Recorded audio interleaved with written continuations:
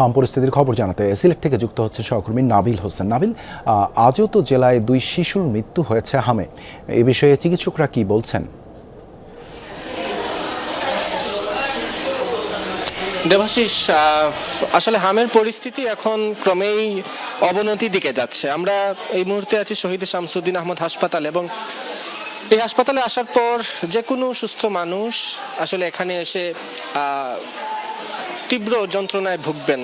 এই যে ফুলের মতো শিশুরা, তাদের যে কষ্ট, বিছানায় শুয়ে তাদের যে কাতরানো, তাদের যে চিৎকার, সেটি কারোর পক্ষে আসলে সহ্য করা খুব সহজ হবে না। আমরা এই লাইভ শুরু ঠিক 1 মিনিট আগে এখান থেকে একজন শিশুকে আইসিইউতে পাঠানো হয়েছে, যে শিশু তীব্র শ্বাসকষ্ট হচ্ছিল এবং চিকিৎসকরা বলছেন নিউমোনিয়া সহ অন্যান্য শারীরিক জটিলতাও সেই শিশুর ছিল। এবং এই যে শিশুরা মারা যাচ্ছে, তার মূল কারণটা কিন্তু এই যে শিশুরা নিউমোনিয়া, হার্ট ফেইলিওর, ডায়রিয়া, এইরকম আসলে জটিল যে রোগগুলো, সেই রোগগুলো হচ্ছে। এবং সর্বশেষ শিশুদের যে ব্রেনে কিন্তু এই হাম আঘাত আনছে, এবং এতে করেই শিশুরা দ্রুত সংকটাপন্ন হয়ে মারা যাচ্ছে। এবং এটির কারণ হিসেবে তারা মনে করছেন, যেহেতু হার্ড ইমিউনিটি শিশুদের মধ্যে আসলে নেই এই মুহূর্তে, এবং গত 2 বছরে টিকা ব্যবস্থাপনার কারণে সেই ইমিউনিটি সিস্টেম আসলে দুর্বল হয়ে গেছে, ফলে দ্রুতই তাদের শারীরিক অবস্থার অবনতি হচ্ছে।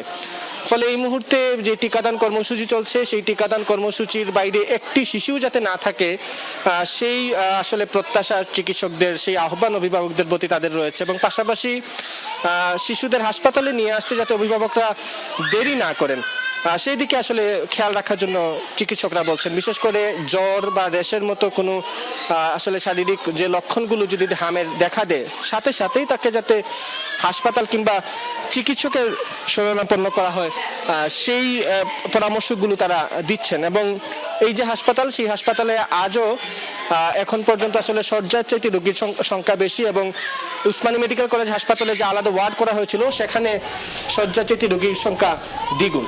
দেবাশিস, ধন্যবাদ নাবিল যুক্ত হবার জন্য।